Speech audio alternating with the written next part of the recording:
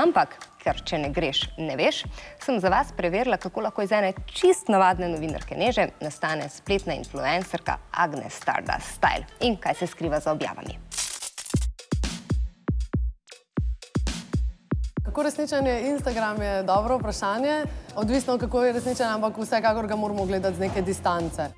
A smo konc, ki mene ful zebe že. Če hočeš biti uspešen na Instagramu, moraš poznati kar nekaj trikov. Ni dovolj samo, da deliš svoje življenje in objavljaš vsak dan in je to vse delo, ki ga opraviš. Prva točka je že to, da imaš svojo temo. Ko gradiš svoj Instagram profil, ni dovolj, da samo objavljaš fotografije, ampak moraš biti tudi zelo vključen v svojo bazo sledilcev. V to skupnost, v bistvu, ki jo gradiš, moraš komentirati ostalim, moraš se povezovati v skupine, moraš všečkati ostalim zato, da te opazijo in zato tudi, da ti v bistvu vrnejo ta engagement, upletenost, ki ga ti daš njim. Sam še enkrat napišem komentar. What a beautiful photo, pa bom doživela samo užik. Do zdaj sam 130 sledilcev. Obstajajo orodja za avtomatizacijo, recimo boti, in ta bot potem namesto uporabnika všečka, komentira, tudi sledi ljudem in tudi odsledi jim. Ekola, zdaj sem za 40 € kupila program, ki bo samodejno followoval in odfollowoval druge, tako da bom imela čim več sledilcev. Edina težava je še, da ga ne znam uporabljati. Če te začne slediti profil, ki ima ogromno sledilcev in vidiš tudi, da sledi recimo velikemu številu ljudi, to najbrž pomeni, da te je posledil zato, da ga opaziš. Pogosta uporaba mehanike je follow-unfollow, to je pač, da nekoga poslediš in ga potem, ko te posledi nazaj, odslediš čez nekaj tednov. In to veliko profilov dela in velika verjetnost je tudi, da je to bot, da je to pač programska oprema. Sledilce se da tudi kupiti, seveda niso dragi, da se jih kupiti različne indijske sledilce ali pa tudi mogoče malo bolj evropske. To so fake profili, v tujini obstajajo cele, reče se jim, farme všečkov, kjer lahko pač sledilce kupiš in potem ljudje pričakujejo, da ker imaš večjo bazo sledilcev že na začetku, ne vem, da začneš s 1000, 5000, da potem tudi rasteš hitreje s temi kupljenimi. Vse pa to potem pozna na engagementu, na upletenosti. Ti imaš lahko 5000 sledilcev pa 200 všečkov na fotko in potem bi mogli ljudje vedeti, da je nekaj narobe s temi všečki, da so toliko neaktivni. Kupila 1000 sledilcev, tako da jih imam zdaj z lastnim delom, programom in nakupom okoli 1200. Še kar dobro za prvih 14 dni.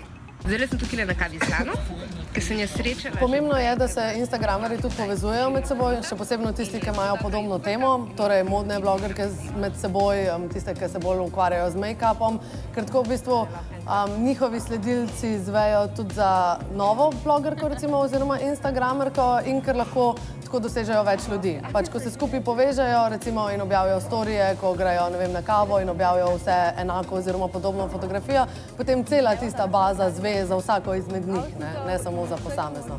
Čekirajte njen Instagram nujno, ker ima bolane hude slike. Po 14 dneh imam več kot 1550 sledilcev, tako da score, hvala Lana.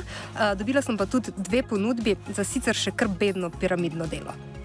Če nam nekdo pošlje ponudbo za delo, moramo biti pozorni predvsem na to, ali se podpiše pogodba ali ne, na kak način se ta odnos v bistvu vzpostavi, ali bo to plačano delo, ali bo to delo v zamenjavo za izdelke. Najbolj alarmantni so pa tisti, ki ti v bistvu pošljejo zahtevo za sodelovanje, s tem te pa v bistvu prisilijo, da najprej njihov izdelek kupiš in potem dobiš kodo in neke odstotke od prodaje.